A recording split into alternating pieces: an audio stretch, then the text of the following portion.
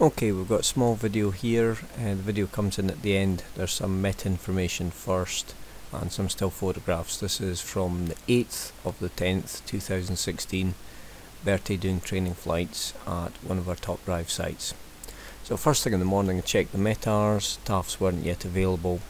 Light wind here, 0901 knots, not particularly relevant. I did a drive up to the top of the hill in the centre of Dundee so I could check wind turbines, etc. Here we've got the F215s. First thing you should do with all weather reports, as you can see from the second line from the top there, is check the validity. Okay, relevant information essentially for the whole of our area. 25 kilometres, nil weather. None of the C1 lines are relevant. That is down at the Wash and over into the continent. The mild mist, etc. would tend to burn out, so the 3000 metres visibility in mist over land until 11 Zulu would burn out by midday. Relevant part here is the cloud base. Cloud is forecast for broken or overcast cumulus stratocumulus with a base of 2000 to 4500 feet. The local hill that we were heading to is approximately 1500 feet. So we did actually have that in that the cloud base locally for the day's flying was about 500 feet above the hilltop.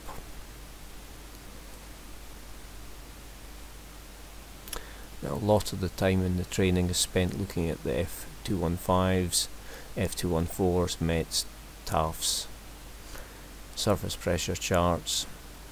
XC weather is essentially METAR information. So here we have the F214, again check the validity.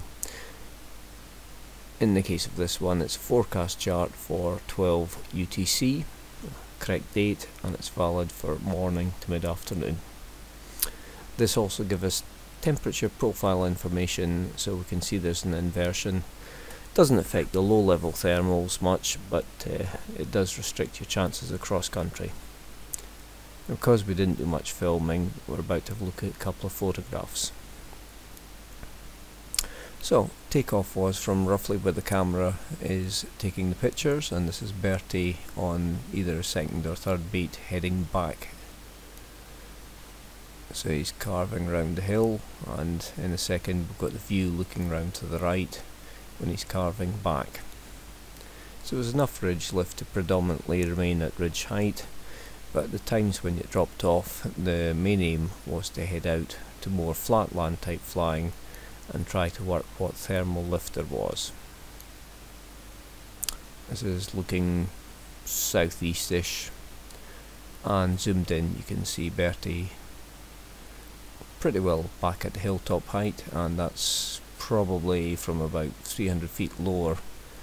The thermal had been enough lift to get back up to that height. Now the video clip, there is a short one which was filmed on the phone. Unfortunately it's giving problems with the editing program, so there's no video from that part of the day. With this wider shot you can see the hill which is to the east, and again that's the same picture just zoomed in close.